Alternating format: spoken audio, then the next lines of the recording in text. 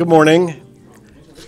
Welcome to the Washington Institute. I'm Rob Satloff, the director, and I'm delighted to welcome all of you to this Policy Forum trip report from a trip that I, my 3 colleagues, and 50 members of the Washington Institute's Board of Trustees undertook just about a week ago, completing it, to the Gulf. Let me just very briefly introduce my colleagues up here. On my immediate left, Kate Bauer, former U.S. Treasury official, who is our Blumenstein-Katz Family Fellow at the Institute, and she will speak after me, offering impressions specifically about our visit to Abu Dhabi.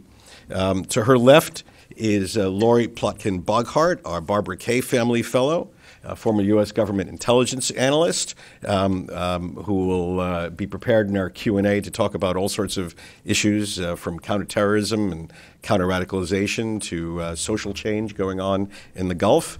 And at the far end of the table is Mike Singh, the Institute's managing director, our Lane-Swig Fellow, former National Security Council senior director, who will also participate in our Q&A session talking about all sorts of issues under the sun, from strategic issues to U.S. bilateral relations with the countries in question. Again, this was an unusual trip that we took, in the sense that it was a large delegation. There were 55 of us, all told, who traveled from Riyadh to Muscat to Abu Dhabi. This itinerary, planned quite a long time ago, was meant to reflect change that is going on in a very small area when you think about it. 3 very different countries, each undergoing their own internal change, especially visible in terms of the transformation that is underway in Saudi Arabia, but it is not alone in having a process of domestic change, each of whom is governed by the geography in which they sit, that has a powerful determining factor for their regional strategy and foreign policy. I'll say mostly some words about Saudi Arabia, but just a word about Oman. I won't say much about Oman in the sense that we unfortunately were there over a weekend, but we did have the opportunity to meet a wide variety of Omani officials and to see, in a very physical and upfront sense, the uniqueness and the structural differentiation between Oman and, say, Riyadh, from Saudi Arabia, from which we came. Where you sit determines where you stand. And the Omani foreign policy, which is starkly different than the foreign policy of its neighbors, was quite evident from conversations with senior officials and their openness to all regional partners and their middleman role with the Iranians, and we can get into that a little later on. Just one final preparatory word, in case anyone is wondering. This trip was totally financed and supported by the Washington Institute, other than a few delicious meals that were provided. This was on our dime, our rial, our dinar, not any local officials. And the purpose of the trip was really to decide for ourselves, us specialists and the lay leaders of the Washington Institute, how real and how serious are the prospects of change in these countries, how real and serious and carefully considered is the regional strategy pursued by these capitals, and for us to decide for ourselves whether what I'll call the Obama critique, namely that this is a swamp in which the United States should stay out, from which the United States should just stay out, or alternatively, is this a part of the world where we should be deeply engaged in order to assist the parties for their own benefit and for our national interests? Which one of these basic decisions is right? And I'll say more about that a little bit later on. So let me make some comments about Saudi Arabia. When we arrived in Riyadh on our opening night, I reminded our group that traditionally Saudi Arabia is based on three pillars, sort of family, God, and oil. And you can make your own determination of which is more important than the other. And that to keep family together, traditionally, the Saudi leadership has had a strategy based on the division of power among various branches of the family, rotation of leadership among the various branches of the family, and spreading of wealth among the various branches of the family. So if you were to flash forward and think about where Saudi Arabia is today, all these three pillars are being rethought and reconsidered. So in the Saudi worldview, since 1979, the year in which two sort of catastrophic events occurred, one being the Mecca mosque takeover and the other being the Iranian Revolution, this triggered enormous change within the kingdom in terms of the God pillar. And it led Saudi institutions, religious institutions, down a path of extremism, which has now caught up with them. And the leadership clearly recognizes that. Secondly, the money pillar, the wealth pillar, the perception is that this is running out, certainly running out in the manner of spending that has historically been the case. And the third pillar is that to fix these first two problems of religious extremism and of an economy that doesn't produce what the country needs, you can't keep the family together in the same manner that it has been kept together in the past. And so therefore, there is currently underway in Saudi Arabia a big, risky experiment, a gamble to change the nature of the economy, to change the nature of society as a way to change the nature of the economy, and to change how leadership is determined and how power is wielded in the kingdom. This is a modernizing experiment. The record, of course, of modernizing from the top down in the Middle East is mixed at best. If one were to look at the record of ranging from Ataturk in Turkey to Bourguiba in Tunisia to the Shah of Iran, the record is, shall we say, mixed. But that is the path in which the leadership is taking. Dramatic transformation from the top down.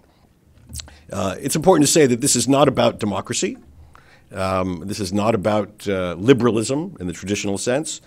It's about how to, in my view, it's about how to rescue the Saudi kingdom from the realities of the limits that it now faces, the limits of its experience with Islamic institutions in the last quarter century, the limits of its reliance on traditional sources of revenue, and the limits of this, the method of leadership, diffuse leadership among the branches of the family that may have brought it so far, but according to the current leadership, doesn't seem to be the path for the future. So the basic strategy, after meeting with a broad range of government officials and private entrepreneurs and young students and high-level senior leaders, the basic strategy seems to me, and I believe this reflects the view of my colleagues, is to make haste, slowly, methodically, but to make haste. Incremental but real change in the role women play in society, in the concept of work, in the elements of the economy, and in how leadership is apportioned within the ruling family. We saw this with the various people that we met. There's a huge injection of enthusiasm for change that appears to be coming from the hundreds of thousands of alumni of American universities King Abdullah having given scholarships to up to 100,000 per year to come to the United States. Well, a large majority of them are coming back, and they're not looking forward to taking the old roles that their parents and grandparents had in society. Young people who are taking their American degrees and putting them to work as entrepreneurs, professors in universities, taking jobs and new careers. I remember at one fancy restaurant we were at one night, we met the head chef, a woman who was the head chef over a staff of all men. I sat one evening next to a young woman, PhD in computer science, who was the dean of a new university, or a young guy who gave up his government job to open his own Italian bakery selling cannolis, of all things. Half an hour into a conversation, you can begin to ask some very sensitive questions. And the one thing I came away from all these interactions with, especially people outside government, is that they were banking on change, and they didn't want some foreign adventure, some foreign entanglement, someone else's issue to derail that process. I think many of our group were particularly impressed by what senior leaders said about, shall we say, moderate Islam, rethinking traditional views of how Islam is interpreted, mandated, and executed. The basic idea for a rationale for this change is to go back to the model of the Prophet and his immediate circle. Were men and women separated in the 7th century? No. Did women work then? Of course. The Prophet, after all, married an older woman who was a successful entrepreneur. And that model of a successful women entrepreneur is something that Saudis are now pointing to. When we met the Crown Prince, he was joined by a handful of senior Saudi leaders, and most of them made sense to me. The Minister of Interior, Minister of Planning, National Security Advisor. But then sitting just 2 seats over was the head of the National Entertainment Authority. And at the time I was wondering, why is the head of the National Entertainment Authority and this platform with all these national security figures? The Crown Prince actually didn't have time in his remarks to us to explain why this gentleman was sitting 2 seats away from him. But 2 days later, of course, we learned that he was there because Saudi Arabia was about to open movie theaters to women. All part of this incremental, but in the Saudi context, very significant move toward integrating women fully in the social fabric of the country in a public sense. I saw a hint of this in a fascinating exchange we had with the head of the Muslim World League when we asked about non-Muslim prayer in Saudi Arabia and when that might be allowed. The answer, in fact, was not that it is forbidden in Islam, which was the answer I expected him to say. Rather, he mentioned that the current rulers are following the practice of previous rulers on this territory, implying to my ears that the ban on non-Muslim prayer was a tradition, not an immutable aspect of Islamic law. I found that very interesting. I also found interesting on this front numbers that we heard, very specific numbers from very high leaders in the country. Namely, 70% of personnel in religious institutions were, by Saudi accounts, extremists, up to just 2 years ago. That purges have taken place, and that number is now down to 20%, with a goal of 5% 3 years from now. Now, we can take these numbers for what they say, but the idea that at very high levels of government would offer such numbers, to my ears, was a stark admission of responsibility for religious extremism, and certainly a commitment to change. My overall sense was that on domestic matters, the regime has a clear sense of where they want to go and how to get there. It won't be easy, of course, and it may fail. If you're under 35 or 40, you're a winner in this change, and you support it. If you're over 50, you're probably a loser, and chances are likely that you oppose it. There are lots of potential losers in this change. A senior minister said to us that the Saudis now estimate that for many years, 8 to 10% of the Saudi national budget has been siphoned off for corruption. You can do the numbers. The 2017 budget was 890 billion riyals, about $240 or so billion. Do the math. That's a lot of money. Many of them are in the royal family and in the immediate circles surrounding it.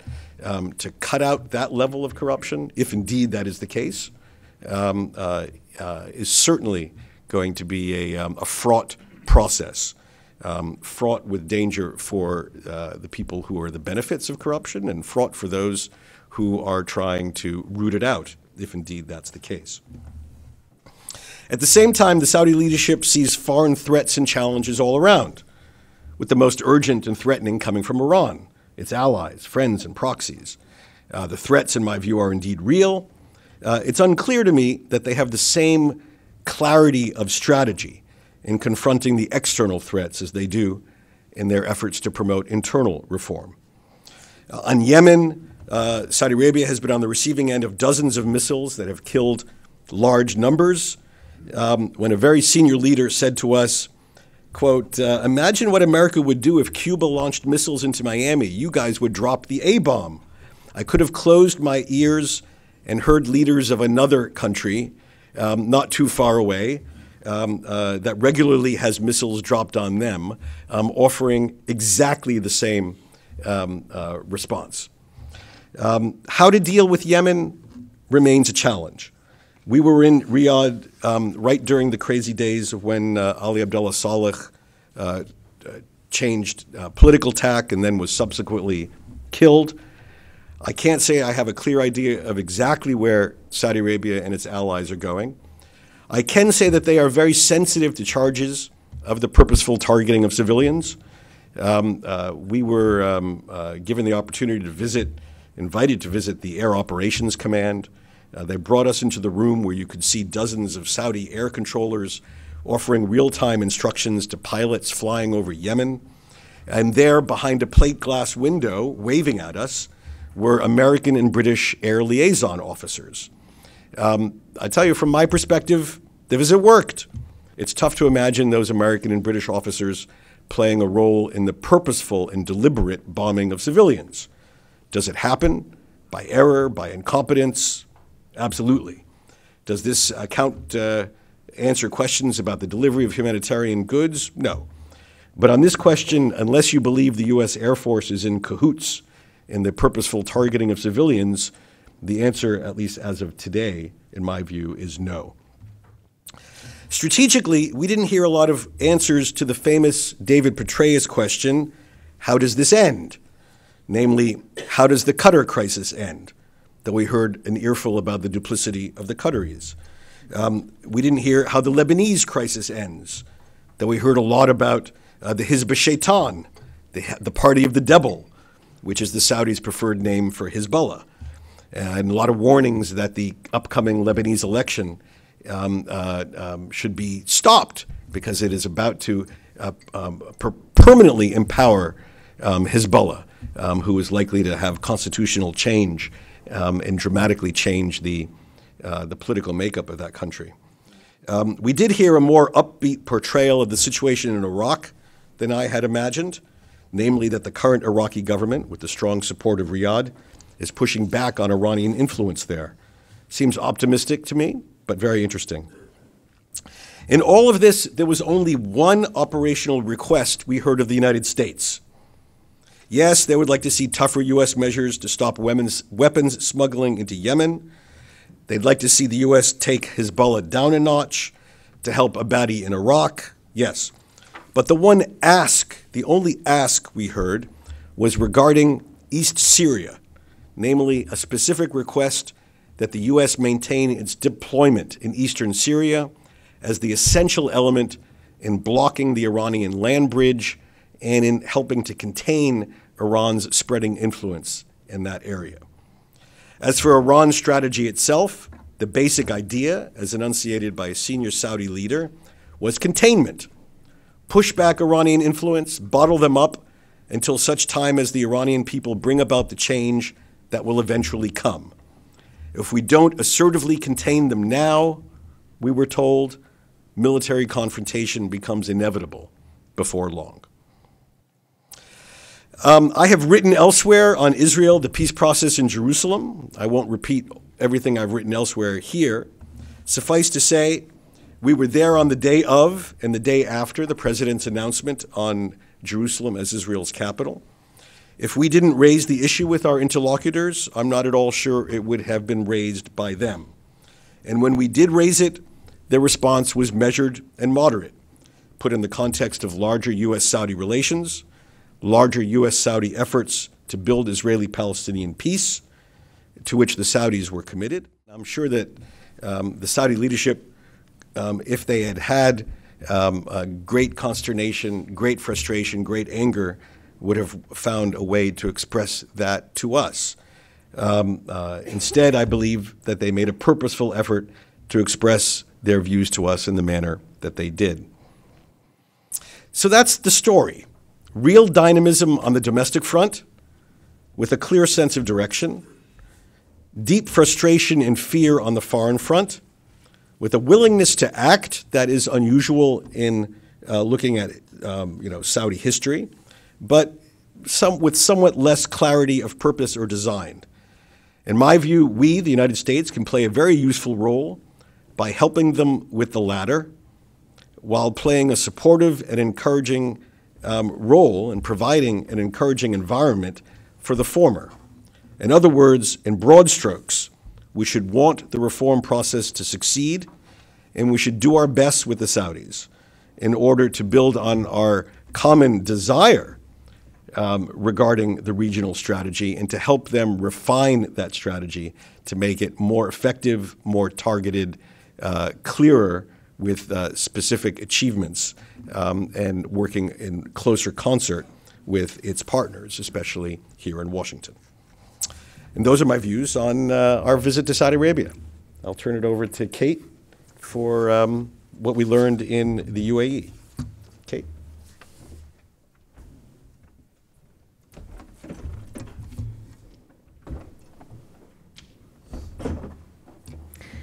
Thank you, Rob. First, I'd like to start by thanking Rob for the opportunity to participate in this trip. It was truly an amazing trip and amazing experiences in all three countries, for the insights that we've gained and the access that we were granted. And thanks for that goes to our hosts in Saudi Arabia, Oman, and the UAE. It was an honor to participate in this trip with my colleagues, Rob, Mike, and Lori, and with such an engaged group of our trustees. And a truly amazing time to be in the region, and not just because the weather was very superb. Return to a chilly D.C. So we arrived in the UAE, picking up from where Rob left off, energized by this dynamism that we experienced in Saudi, and rested from our weekend in Oman. The UAE was an important stop for us to make on this trip because it no doubt serves as a model in the region because of its diversified economy, and its commitment to tolerance and moderation. It's also an important U.S. ally, a key partner on counterterrorism, a key ally in the counter-ISIL fight, and an important relationship in terms of the military-to-military relationship. Also, of course, Saudi Arabia and the UAE are close partners. In contrast to our stop in Riyadh, what we heard from officials in the UAE focused primarily on foreign policy and the regional dynamics, no shortage of which were related to Saudi Arabia and the reform agenda there within and how it proceeded. Considering the focus in recent years on the UAE's ability to project power militarily, we've heard a lot about the Little Sparta, the UAE being fighting alongside the U.S. in Afghanistan, being a partner in the counter-ISIL coalition, as I mentioned, and in the Saudi coalition in Yemen. What we heard, at least what I heard more in our meetings with UAE officials, related to soft power. One of the overarching themes was the fight to counter extremism. and also the need to emphasize development and governance in other countries in the region. So what I came away with was actually what I felt was a rather cohesive view from the Emirati perspective of the region and of the regional strategy. How it was laid out was citing two primary threats that they face: Iran, in terms of its support for proxies and missile proliferation, and Islamist extremism. So I wanted to talk about those two separately. On Iran, it was no surprise that Yemen figured very central in our conversations, given that the threat that is posed by Iranian support to the Houthis. But we did also discuss Iranian proxies more broadly in the region and the threat from the proliferation of missiles. Our interlocutors were very easily made comparisons between the Houthis in Yemen and Hezbollah in Lebanon, even to the extent that they cited lessons learned from the Israeli experiences there, talking about how the Israeli withdrawal had left a vacuum that was filled by Yemen, and extrapolating that their presence in Yemen was forestalling a similar consequences there if the power vacuum was allowed to persist. They expressed a commitment to finding a political solution in Yemen, but also a wariness of working with Islamist parties, which perhaps has been overcome in part based on the news this weekend that MBZ and MBS as well, Mohammed bin Zayed and Mohammed bin Salman, met with the leader of the Yemeni Islah Party, which at least was previously affiliated with the Muslim Brotherhood. I was left with the impression that their view of containing Iran meant confronting them in Yemen primarily and domestically, or where they saw Iran interfering in the domestic politics or domestic affairs of regional Sunni Arab countries. So whereas the view from Washington, I feel, is focused on the Levant, but perhaps we see some signs of the influence of this view on the Trump administration strategy and a focus there in the October speech on countering Iran and Yemen. But as Rob said, when the Levant was raised, to what extent, what sense of ending was not exactly articulated. So on Iran's intervention or interference in domestic politics in regional countries, our interlocutors emphasized the role of economic development and counter-extremism to shore up the defenses against Iranian influence, especially in Iraq and Saudi Arabia. They acknowledged that they were perhaps too slow to engage Iraq post-Saddam and echoed the Saudi commitments to supporting economic development there, not through assistance, but through investment. On Islamist extremism, I found the UAE notably less shy about how it views its role in promoting tolerance and moderation in the region. I also felt like I heard more acknowledgement of the role of ideology and religious doctrine in extremism in the region, and this was something that was also that I found in Saudi Arabia. I'm happy to talk more about that in the Q&A, and I think my colleague Lori as well.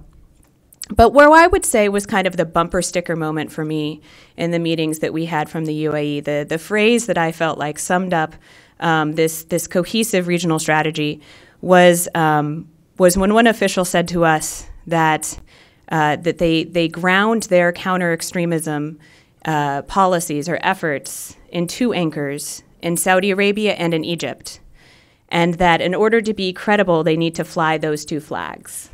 And that's because Saudi Arabia being the birthplace of Islam, and Egypt because it houses Al-Azhar as one of the preeminent places for training of religious scholars in the region.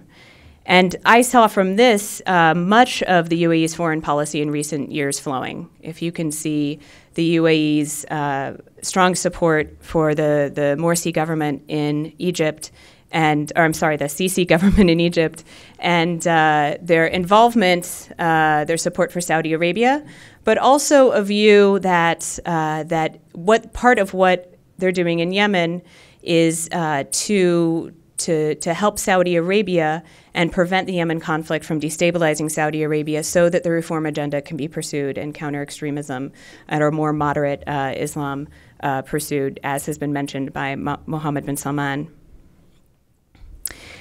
Likewise, regarding President Trump's announcement on Jerusalem, MBZ, as he was quoted actually in local press as well from our meeting, his comments on the president's statement were that it could be a rallying cry for extremists. So the focus here was on that and not on other aspects of that decision. But also, our interlocutors noted that they welcome efforts, U.S. efforts to reinvigorate the peace process, and looked forward to a time when peace had been achieved and you would see Israeli flags flying in every Arab capital. So again, what struck me was the cohesiveness of this foreign policy view and the kind of theme of counter-extremism that flowed through it. For example, the Iran threat to Yemen is a threat to Saudi, which undermines these reforms. And likewise in Iraq. One final point I wanted to make, as I said, most of our meetings with officials focused on foreign policy, but I had the opportunity to stay behind and do some side meetings with members of the commercial sector and financial sector in Dubai. And I think one thing worth noting is that there is a sense that this is an uncertain time in the region. The confidence, of course, that we hear in official meetings, acknowledgement that this is going to be a long, hard fight. But in the commercial sectors, there's a sense of the uncertainty. And while the Qatar crisis didn't receive considerable attention in our meetings, it did amongst the folks that I talked to in Dubai. And I think this view that the GCC is not just a political entity, but also a common market that has common standards. And that fear of the dissolution of these brings uncertainty to those working in Dubai and to the model of Dubai as a platform, the value proposition that you can work in Dubai across the region. I also heard anecdotally stories of rising nationalism on both sides of the Qatar crisis, which left those in the commercial sector with the sense that this was an entrenched conflict that would not be resolved anytime soon. There was also concern about the assertiveness of Saudi foreign policy, the ongoing expenses incurred through the conflicts in Yemen, as well as the efforts, the anti-corruption efforts in Saudi Arabia, and how that might deter investment from the GCC outside of the GCC. So I don't want to overstate that, because the UAE as a small country, and Dubai in particular as a regional financial center, does well as long as the regional economy does well and as long as the global economy does well. As a small country, the UAE is clearly pursuing a policy of promoting stability in an unstable region. It recognizes that these are long fights, the fights against extremism and countering Iran. And while they're willing to take on these fights, as we heard, they also articulated the need to press upon allies the importance of allies' support for stability in the key countries that they've identified in their regional strategy. So I haven't covered the full scope of our stop in the UAE, but I look forward to hearing more from my colleagues. Thank you. Great. Thank you very much, Kate. Just before I turn to your questions, two other preparatory remarks that I forgot to mention in the depth that they deserve. First is I wanted to very specifically thank the governments of Saudi Arabia, the Sultanate of Oman, and the United Arab Emirates for opening up their senior officials and institutions to our group. It is not every day that a delegation of 55 strong comes to these places, and it is an unusual visit for them as it was for us. But we were given, I think, remarkable access in all three places, and for which our delegation was very pleased. And that included the new Louvre in Abu Dhabi. So the delegation was thrilled with our visits all around. The second is I wanted to also thank the U.S. embassies in each of the places we visited.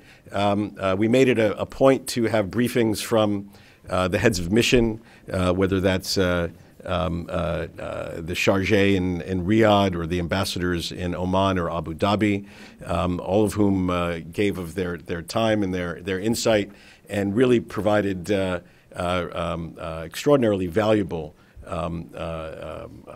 look at how politics is going in all these three places. I can say with some certainty that we are extremely well represented in all the places in which we visited. With that, we'll turn the floor over to your questions for any or all of us. Yes. Howard. Thank you. Howard Sumka, former USAID. I was, actually I watched it on a webcast, but there was a session at the USIP last week on the dysfunction in the Middle East. Robin Wright, Bruce Rydell, Aaron Miller, and it was like they were talking about a different region. I didn't hear any of the kind of optimism that both of you have expressed about what you saw. I don't know if you saw or read anything about the USIP panel, but I wonder if you could address that. I mean, are you really as optimistic as you seemed, or do you see the future of the Middle East really a mess of uncertainty right now? And a quick additional question. Do you make any do you attribute any political implications to the arrest of Sabi al-Masri in Riyadh last week? So maybe I can talk about the optimism versus pessimism point. I didn't have a chance to see the USIP panel, but when it comes to Saudi Arabia, for example, Bruce is, I think, amongst the sort of smartest observers of that country. I would say we have sort of optimism mixed with pessimism in a sense, because I think meeting with leaders in Saudi Arabia and ordinary people, civil society leaders, let's say, you come away with a sense of sincerity that there is a desire, for example, to transform the economy. There is a desire to engage in real social reform, hence some of the sort of reforms that we're seeing out of Mohammed bin Salman. At the same time, I think it would be foolish to underestimate the scale of the challenges that Saudi Arabia in particular faces. This sort of movement from a oil-dominated economy, which is heavily sort of dominated by the public sector, to one which is private sector-led and diversified, is a transition that very few countries have ever made. In fact, I think I'd be hard-pressed to come up with an example of a country that's successfully done that. And so that challenge is there, and some of the people we met were realistic about that, I would say. I think doing that, especially without any kind of hint of political reform, is even more difficult, frankly. Then I think the other big challenge, one that observers of Saudi Arabia have always identified, is that succession from one generation to the next. You had this very smooth, relatively smooth, let's say, succession process from brother to brother. Now it's got to skip down to the next generation, where we simply don't know if it will be as consensual and as smooth. And I think the jury is still out on that. I think that it's hard not to come away from meeting with MBS and believing that he's sincere about the transformation. But it's also hard not to be concerned about some of the other things we see going on. We have anti-corruption sort of mixed with this profligate spending, for example, still on sort of yachts and luxuries and things like that. And you wonder if this will be something that goes smoothly or if it will face real challenges. When it comes to the sort of zooming out from the Saudi economy and the Saudi sort of political sphere and the challenges they face to the regional policy, I think you also see concerns, because if you look at both the sort of Saudi and Emirati foreign policy, again, you see alignment with the United States in terms of the concerns about Iran, the concerns about extremism. At the same time, I think there's great reason to be skeptical about Yemen and where that conflict is going. There's great reason, as my colleague said, to be skeptical about this intra-GCC conflict. And in many ways, I think folks here in Washington would say, if they were being honest, that these things may in fact detract from our efforts to take on Iran. So I look at the GCC split, for example, and I would echo back to our GCC colleagues one of the things which they said to us about President Trump's recognition of Jerusalem, which is this seems like an opening for Iran. This seems like something that could be exploited by those very adversaries we're trying to counter. And I think that one of the things which contributes to that is you still see that the countries of the region themselves will not be able to provide region-wide leadership. There's still too many divisions, too many sort of constraints on even a Saudi Arabia to address problems even in Syria, Iraq, Egypt, which aren't that far afield. There's a heavy focus on much more local problems. And that creates a need, I think, for very strong American leadership to sort of tap into this trend towards an alignment of interest between our allies, whether it's sort of the Saudis or Emiratis or Israelis, but then also sort of harness it to a bigger purpose, in a sense, across the region. And right now I don't think we see that. I think we see more sort of transactional cooperation from conflict to conflict without the kind of unifying strategy for the region, which I think has to be provided right now by the United States. I hope we will see that. You know, we have the national security strategy being unveiled today, but I think we just haven't seen it yet, frankly. Lori? I think, thank you for your question. In Washington, for legitimate reasons, we're concerned about the political vulnerability, especially of Saudi Arabia, of it moving so quickly and so dramatically. And it was very interesting to hear the Saudi view of this. The Saudis really are the first to admit that the pace of change that they're pursuing and the dramatic change that they're pursuing is politically risky. But they feel that not doing so, not moving quickly enough and not moving dramatically enough is even more risky. And when we try to drill down, exactly what that means and what that refers to with our Saudi interlocutors, it was different things to different people. But I think the basic, the fundamental issue is this drop in oil income and the need to change the social contract between the rulers and the ruled, and also to change the kind of traditional relationship between the political leadership and the religious leadership in Saudi Arabia. And I think we all came away with the view that the Saudis feel they're under a grave threat domestically and regionally, and they feel this is the way forward, very fast, dramatic change, and we should do all we can to help them succeed in that effort. Okay, questions?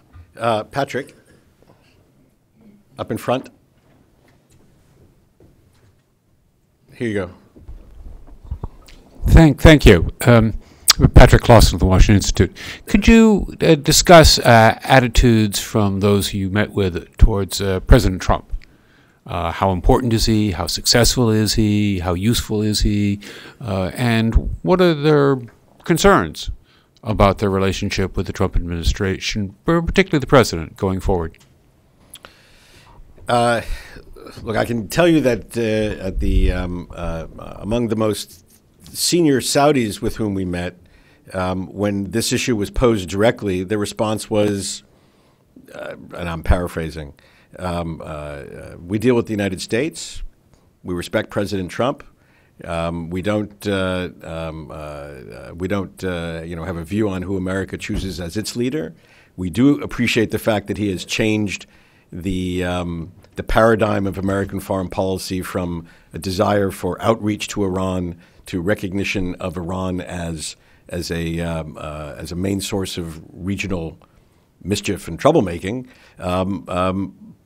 But at least that with any of the officials with whom we met, I don't recall any further personalizing of discussion about President. We didn't talk about the Russia investigation or tweeting or that sort of thing. It just didn't come up. Ambassador Cutler. Rob, first, congratulations to you and the Institute for pulling this visit off. I can tell you when I was out there, this would not have happened. And I think it's a good sign, not just for the Institute, but for trends in the country. There are two issues. that haven't really changed very much, and yet they have. When I was there, Iran, of course, was a big concern. Although I think over the years that's increased to the point where you remember Tom Friedman called it an obsession. And I don't know whether anybody here in this room has seen the video that's just come out. Have you seen that of a Saudi attack on Iran? Well, I tell you, that's mind-boggling. And I don't know quite the origin of that and why, but it's worrisome too. And what it is it's a mock-up. It's all digital about an attack by Iran on some Saudi planes, and an attack by Saudi Arabia, not only on planes but on the country, on the capital, and which is really something. So I think that the Iran factor has, if anything, increased over these years. Now, on the other one, and on Palestine, I didn't meet with anybody out there during my years when the first subject wasn't Palestine and our policies or our lack of help on that. I was very interested in your meeting with MBS, and you said that he was very. He actually didn't even want to talk about Jerusalem, and I guess you asked him. And I don't think that would have ever been the case when I was there. On the other hand, I have seen a couple of other statements, and I don't know if you've seen the statement put out by Prince Turki Al Faisal. Really tough, tougher than his boss and a few others. Do you sense any difference within the leadership there, or is this based upon who's visiting? Look, I have no idea what any leader wants to say or doesn't want to say. I know what they do say, and I also have. I read the statements attributed to King Salman, the official Saudi statement, all of which were, quite direct on this issue. I cannot but come away with the report that in a series of meetings with senior Saudi leaders, including the Crown Prince, at no time was the issue raised by our interlocutors. It was commented upon in response to questions.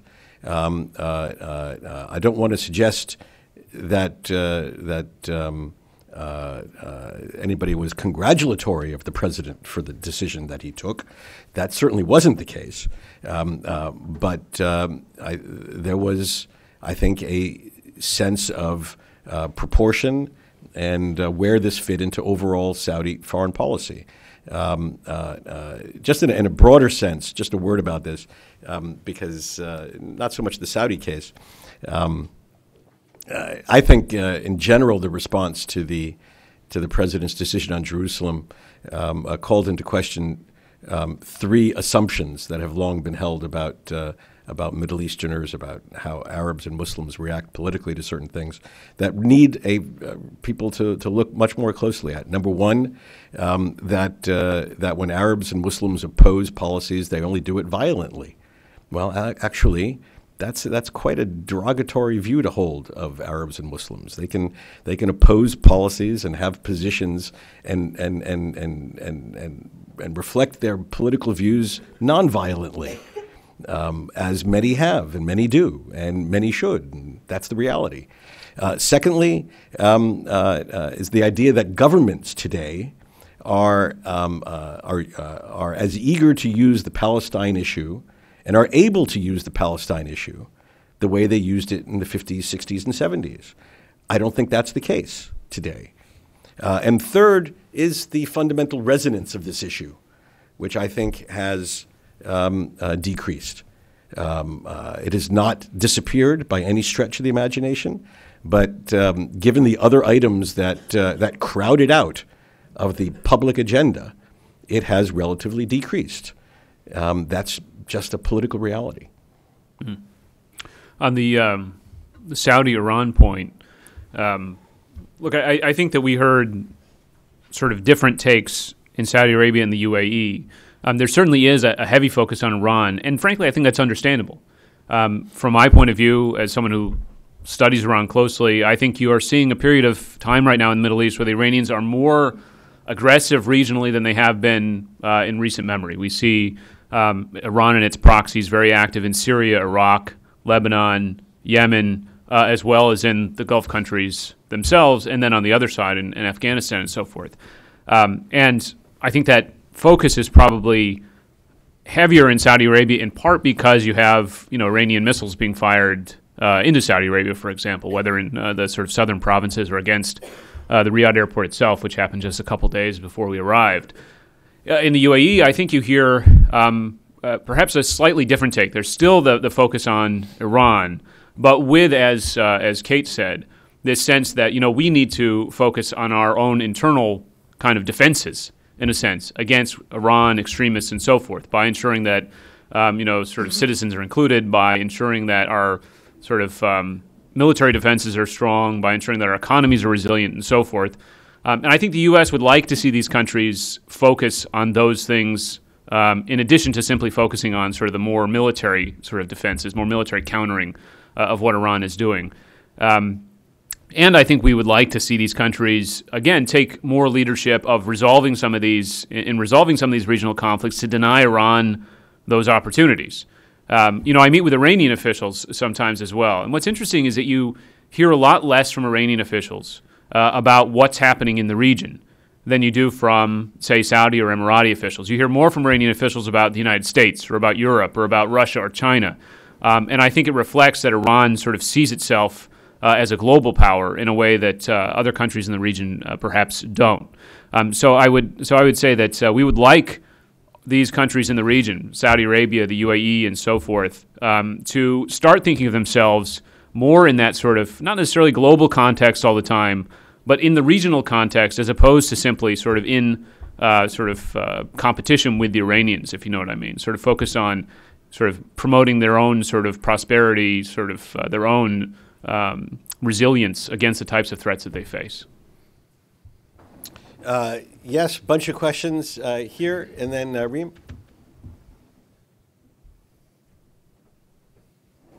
David.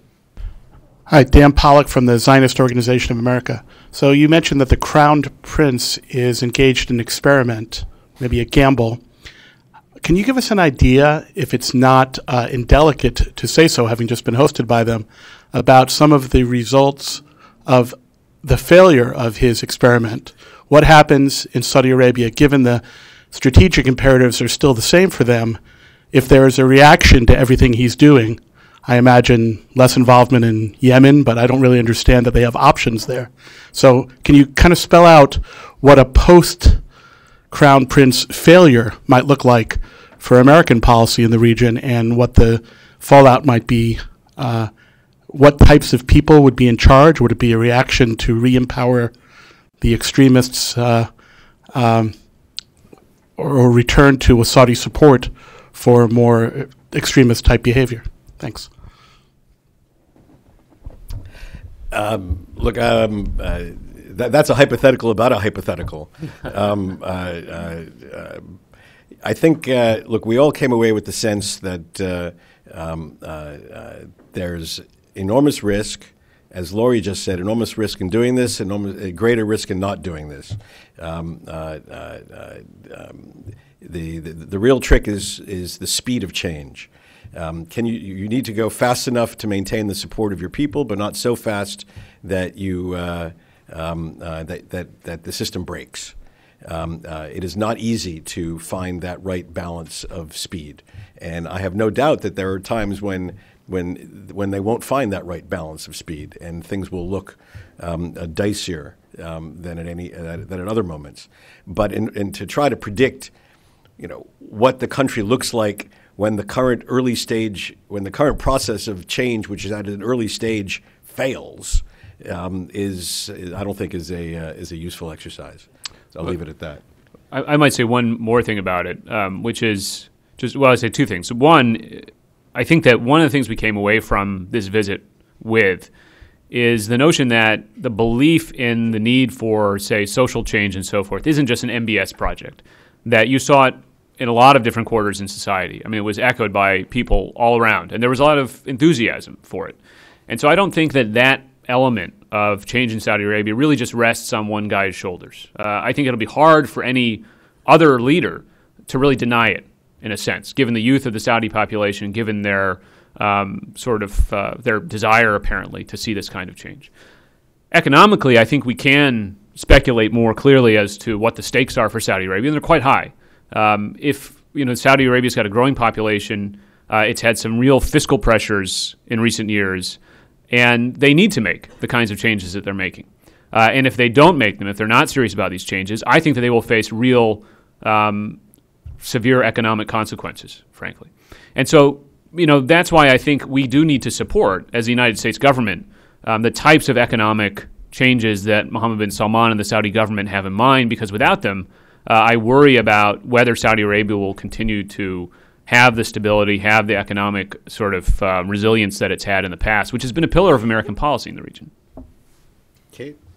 I would just add that if you're talking about on the economic front, coming up from what Mike said, if you're just talking about Vision 2030, I think there's a tendency to want to look at the benchmarks that they laid out in the initial plan and say they're not meeting these. But I think this has been said before. If they do 50% of what they've said they're going to do on 2030, that's going to come a long way in addressing some of these longer term issues they have economically. But what we heard also was a real frankness. I felt like our interlocutors were very candid that they're not going to make some of these deadlines. That in fact the IMF told them to slow down on certain things, and they have. But they're making real progress in terms of transparency, and they're not throwing the objectives out. They're just delaying them by a few years. So I think you have to be careful when trying to judge the progress on 2030 and understand that it was an overly ambitious plan from the get-go. Great. Yes. Rend.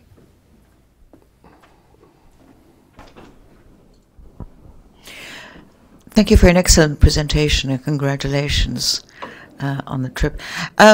You talk about the U.S. giving support to Saudi Arabia for the economic reforms that MBS is trying to make. And yet there is a sense of, at least I sense, a lot of derision and cynicism bordering on hostility towards Saudi Arabia, and particularly towards what MBS is trying to do and what the Saudis are trying to do to bring change about. If my reading is correct, how is that going to affect the ability of the U.S. to support the Saudis in their program of reform? First of all, do you agree that there is a lot of cynicism and hostility and the comments when the press talked about the purchase of the Leonardo was so clearly hostile. So I wonder how that impacts the ability of the U.S. to help the Saudis. Thank you. Do you want to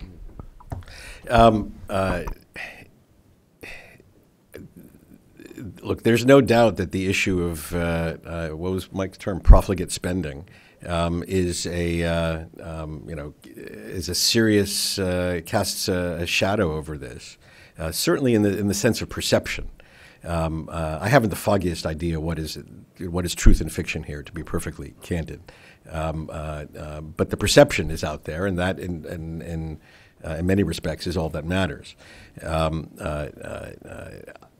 I think that the leadership of the country needs to be of single mind and single purpose on this, and not let other things like the perception of profligate spending get in the way of whatever anti-corruption or retrenchment or economic reform program. Absolutely, this will have an impact on how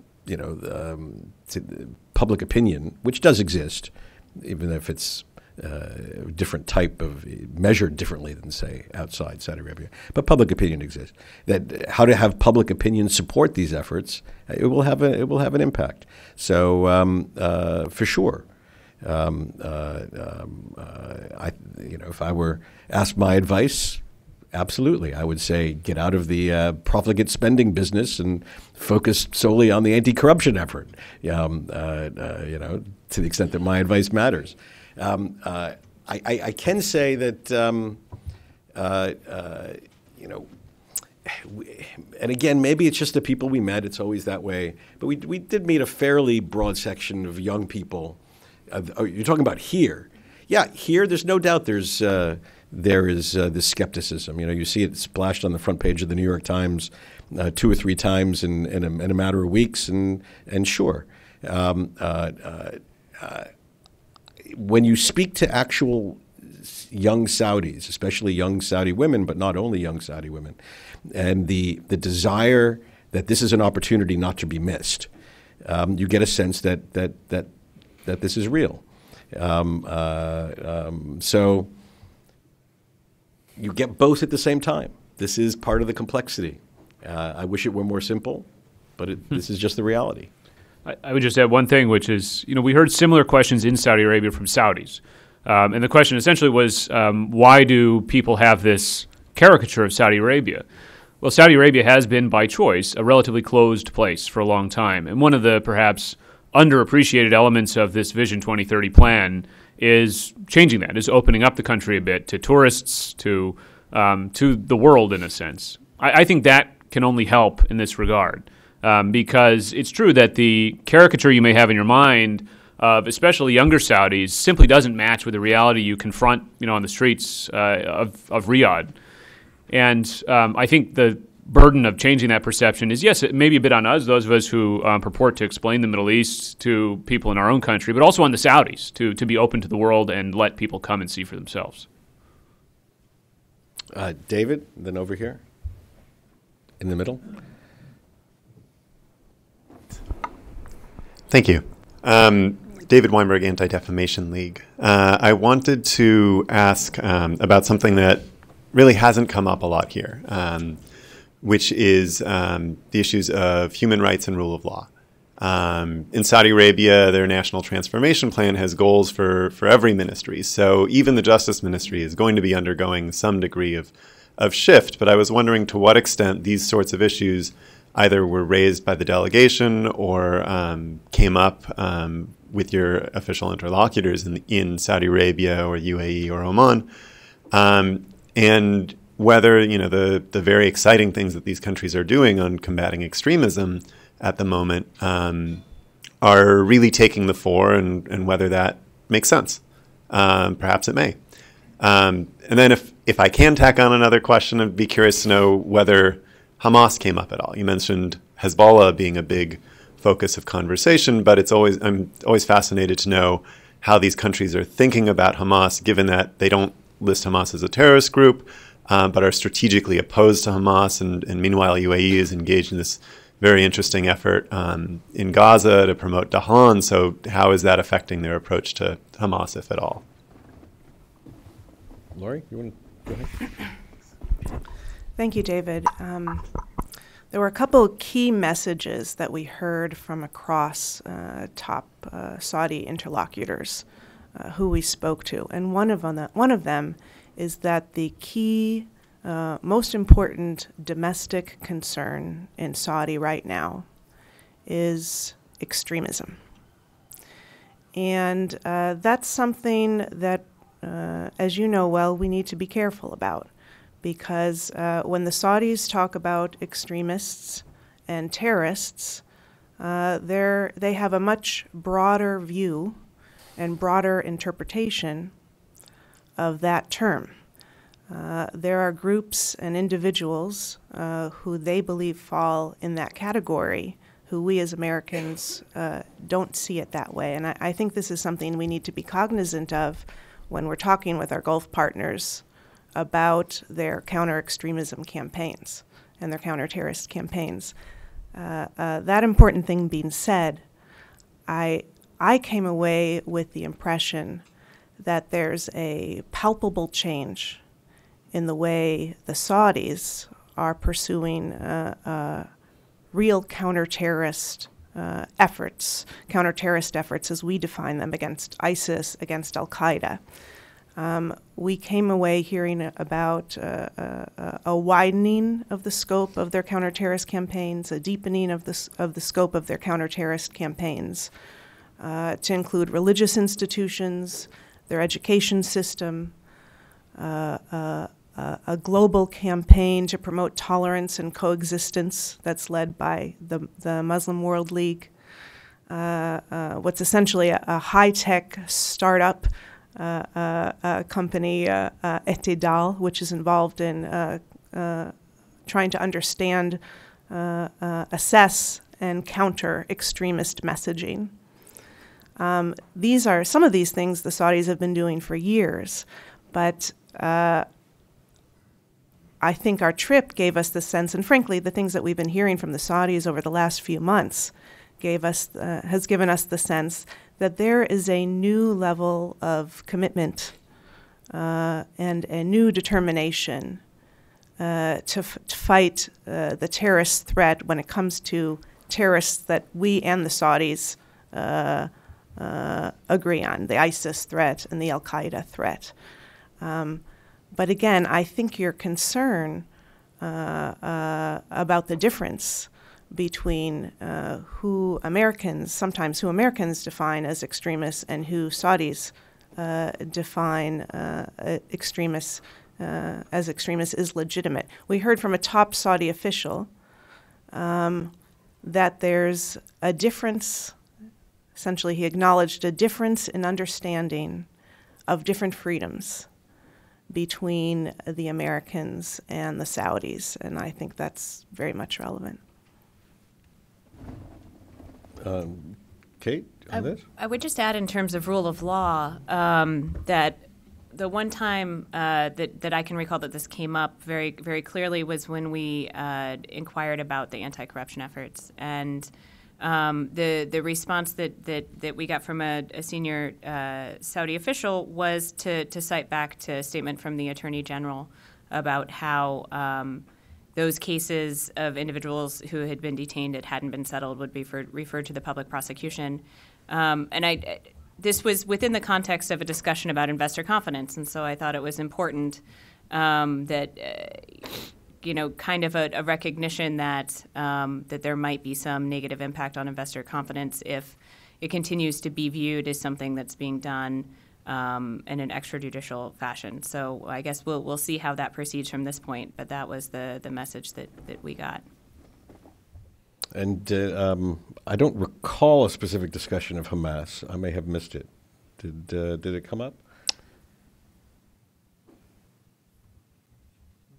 No, I don't recall it coming up. I have to say I didn't get the sense in either place that there was any sort of love lost for any of these types of groups. I mean, and I think that the message they wanted to send was really not sort of focused on on that topic at all. And I didn't hear any supportive messages, but frankly, I think on that it may be more that the overall topic, as Rob said, really wasn't broached that much. Yes, General.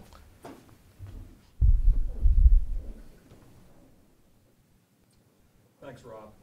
I just wanted to pick up on Catherine's point here just a second ago on investor confidence. Dan Crispin, by the way, from the U.S. Chamber.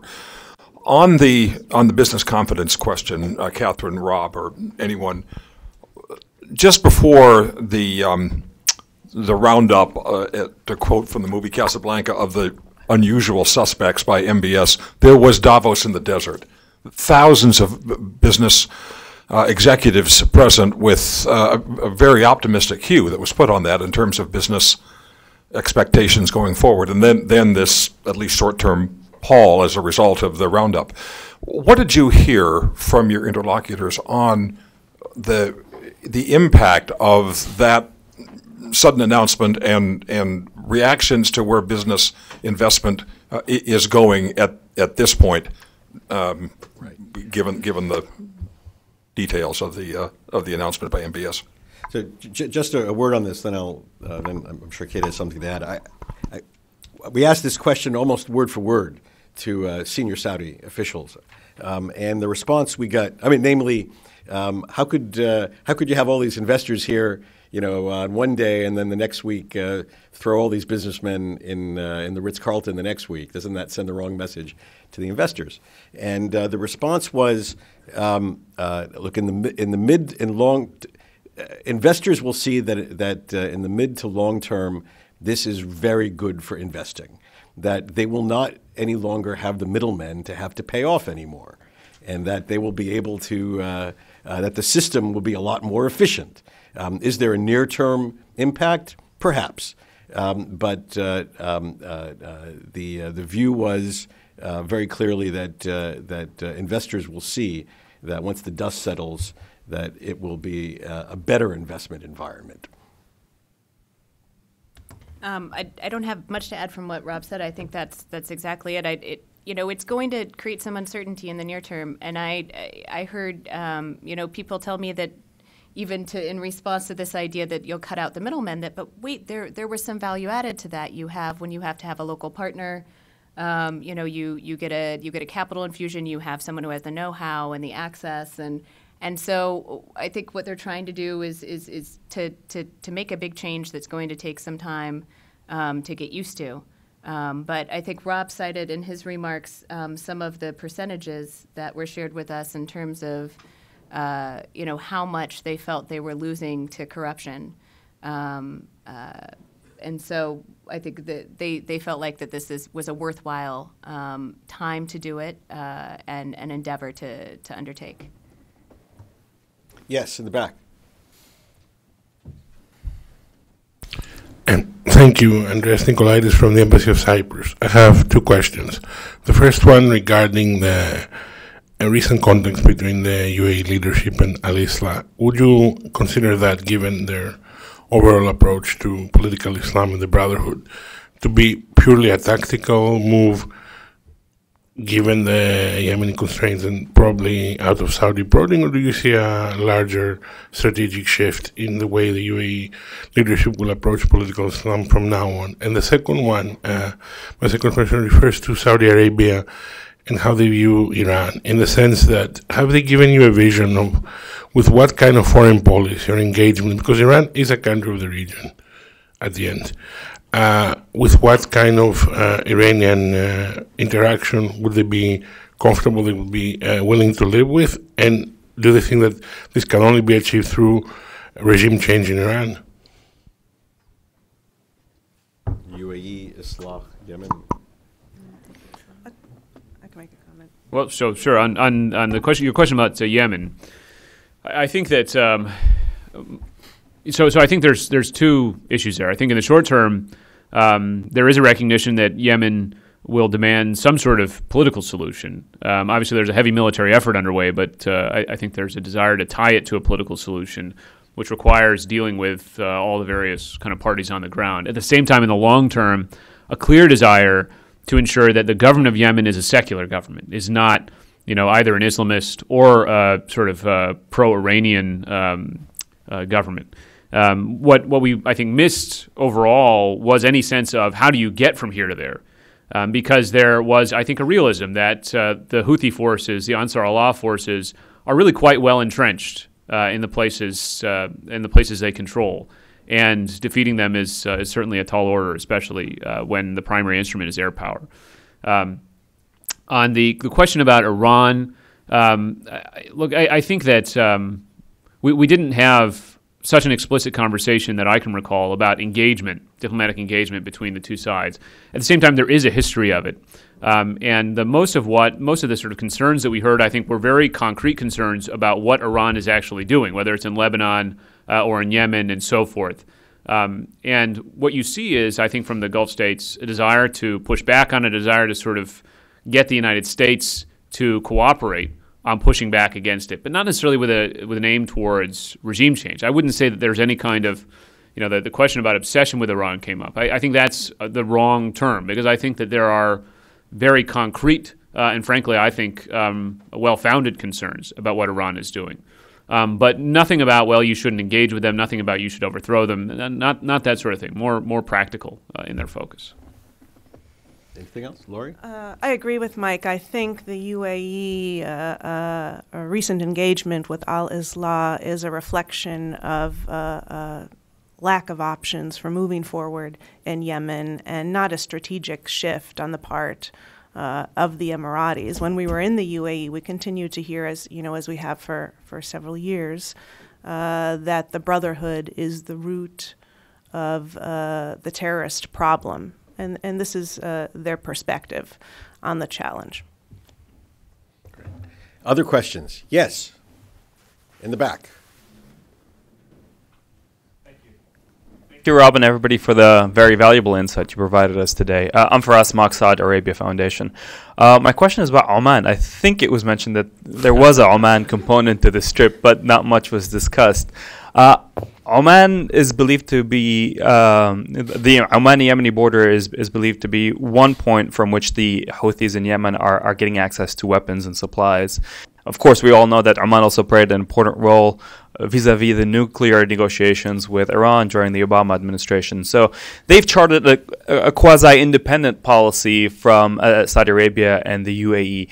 What kind of insight did you have on that leg of the trip, particularly as we see Saudi Arabia and the UAE putting forward a more assertive policy? Is there concern there? And it's also believed to be a country on the edge of transition.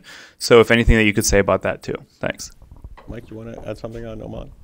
I mean, I think we heard what we expected from the Omanis, which was a very different attitude, for example, towards Iran and towards these regional conflicts than you get in Riyadh or Abu Dhabi. Frankly, we didn't have an explicit conversation about the overland route, but I think that in the context of sort of discussions about Yemen since then, including from the Trump administration, I would frankly expect that to be a kind of greater point, both in our engagement with the Omanis as well as in sort of the regional engagements about Yemen. The idea of let's focus a bit more on interdiction, especially in light after the Nikki Haley comments. The question about succession, I think, is on people's minds, but I can't say we had any detailed discussions about it. Yeah.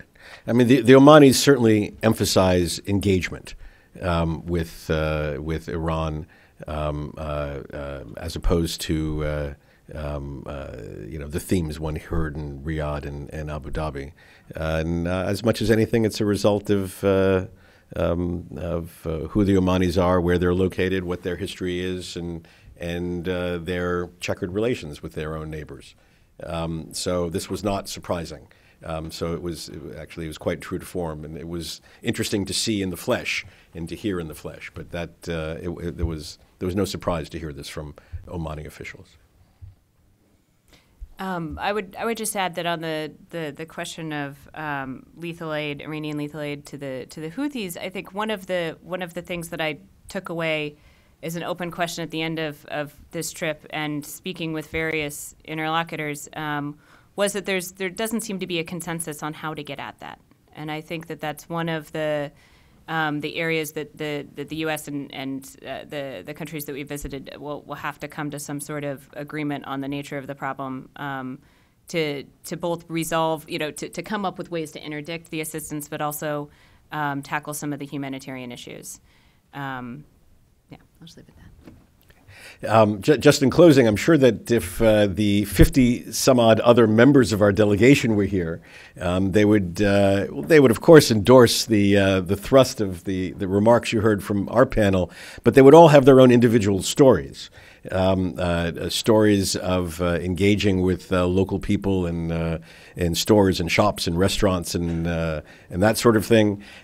Stories about when we visited, for example, the Saudi Radical Rehabilitation Center outside, in Riyadh, meeting with half a dozen Guantanamo alumni.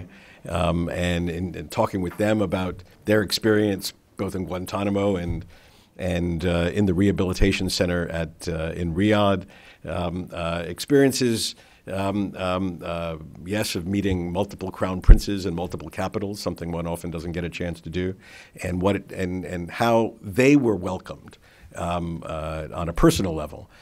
So I wish that that they were here to offer their sort of human experiences to you. So all you get up here are the four professional analysts giving our somewhat jaundiced experiences. So on behalf of all of them and behalf of all of us, thank you very much for being here this morning to hear our report from our trip to Saudi Arabia, to Oman, and to the United Arab Emirates.